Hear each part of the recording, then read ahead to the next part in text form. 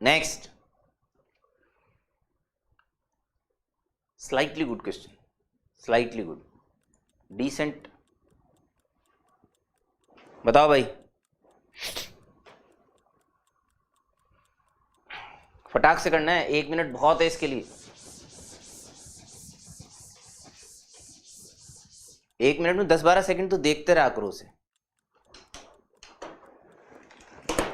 देखते रहा करो, मतलब उसकी खूबसूरती को निहारना नहीं है, सोचना है उसके बारे में, अगर ये करूंगी तो क्या होगा, ये करूंगा तो क्या होगा, ऐसे।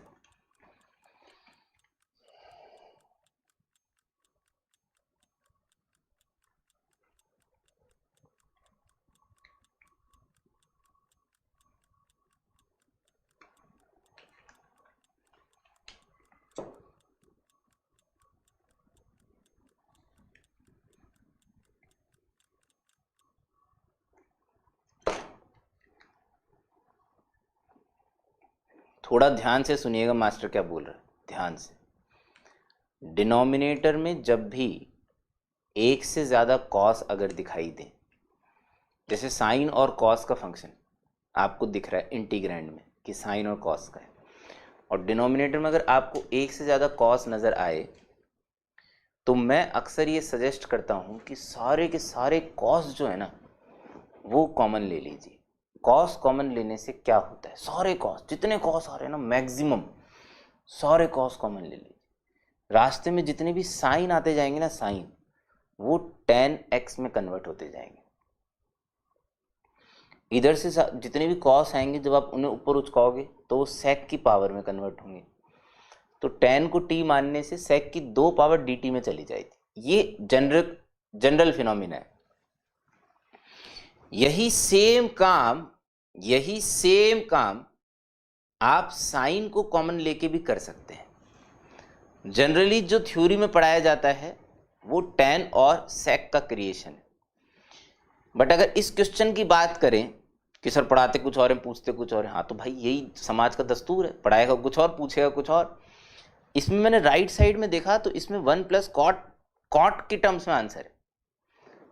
मैंने एक बार सोचा, ध्यान से सुनिए, डिनोमिनेटर से अगर सारे साइन कॉमन ले लिए जाए, कॉस कॉमन लेने पे tan बन रहा था क्योंकि साइन अपॉन कॉस tan होता है। अगर साइन कॉमन ले लोगे तो cos upon sine cots create होंगे। कॉट के डिफरेंशिएशन क्या होते हैं, कोसेक स्क्वायर, तो ऊपर कोसेक स्क्वायर बनना चाहिए, तो वो तो साइन जब कॉमन लेके ऊपर उचकाओगे तो कोसेक ही तो बनेगा। लॉजिकली तो साउंड्स गुड क्या सेम ही है बे, वहां tan sec बन रहे हैं, यहाँ कॉट कोसेक बनेंगे, बात तो सेम, एकदम डिट्टो सेम है ना। तो जितने साइन ब्रैकेट में से कॉमन आ रहे थे मैंने लेने का डिसाइड किया। कितने साइन है भाई साहब ब्रैकेट में, 5, पांचों साइन बाहर निकाल ली। पावर कितनी है, 3/5, sine raise to the power 5 raise to the power 3/5, 5 cancel, sine cube बाहर आएगा।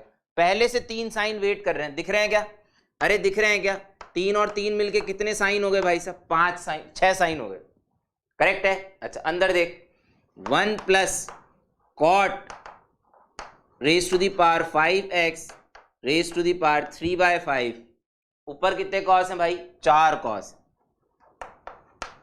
थोड़ा ध्यान से सुने, ऊपर 4 कॉस, इनको अगर 4 साइन दे दिए जाते, 4 साइन, तो ये कितने बना लेते, 4 कॉट बना लेते। 2 साइन फिर भी बचते, वो कोसेक स्क्वायर बना देंगे। अब यदि आप कॉटेक्स को t मानते हैं, क्वेश्चन सॉल्व हो जाएगा। लेकिन एक कदम आगे बढ़ने की, आप बड़े हो रहे हैं भाई, पहली बार इंटीग्रेशन सॉल्व नहीं कर रहे हैं, मैं ये मान के चल रहा हूं, कम से कम दूसरी बार तो कर ही रहे हैं जिंदगी में, है ना। तो कॉटेक्स को t मानने की बजाय थोड़ा बड़ा सोचो, cot raise to power 5x को मानो। क्या होगा सर उससे, cot raise to power 5x को t मानने से 4 मतलब 5 times cot power 4x, constant की मैं चिंता नहीं करता, एक तो बनेगा cot की पावर 4, इनटू में आएगा कोसेक स्क्वायर, दोनों ऊपर लिखे हुए हैं, ये पूरा dt में जा सकता है ऊपर वाला। समझ में आ रही बात, नहीं आ रही? तो लोगों ने बोला कि तू cot पावर 5x को, लेकिन हम और शाणे, हमने बोला नहीं, हम तो cot पावर 5x को भी नहीं मानेंगे, हम साला cot की पावर 5x + 1 को माने। कांस्टेंट को कभी नहीं छोड़ना चाहिए, कभी नहीं छोड़ना चाहिए। जिसे तू टी मान रहा है, अगर उसके आजू बाजू कांस्टेंट लिखा हुआ है उसे बिल्कुल मत छोड़ ना। प्लस में, माइनस में, मल्टीप्लाई में, डिवीजन में, उसे हमेशा ले ले, है ना। इससे गलती की संभावना कम हो जाएगी। इज इक्वल टू टी मत मान, टी की पावर 5 मान, जिससे यहाँ पे सड़ भी ना बचे। बहुत ज़्यादा फायदे नहीं होते इनके, बट कम से कम सड़ापा हटता है तो थोड़ा दिमाग अच्छा चलता है। बात हैबिट की, प्रैक्टिस की है। मेरी प्रैक्टिस ऐसी है कि मैं मनुष्य से हट पा रही हूँ तो मैं सबसे पहले हटाता हूँ। मैं बहुत खुश महसूस करता हूँ, ठीक है।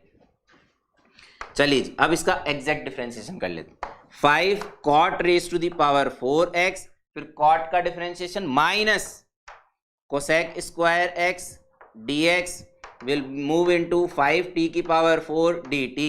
क्लियर है? चलो बाजे बजाओ, बाजे।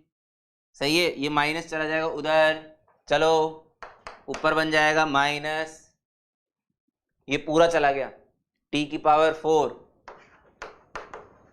dt, नीचे t की पावर 5 रेज टू दी पावर 3/5, यानी कि t क्यूब t dt का इंटीग्रेशन क्या होगा भाई? t square by 2 plus c। Now t is इसकी पावर 1/5, इसका स्क्वायर यानी कि 2/5। तो भाई साहब minus half 1 plus cot raise to the power 5x raise to the power 2/5 plus c is the answer. इस हिसाब से कानपुर की वैल्यू तो हुई 2 और पंजाब की वैल्यू हुई 5, तो 2 + 5 7 should be the answer. 7 should be the answer. बोलिए, कोई समस्या जनता? हेलो।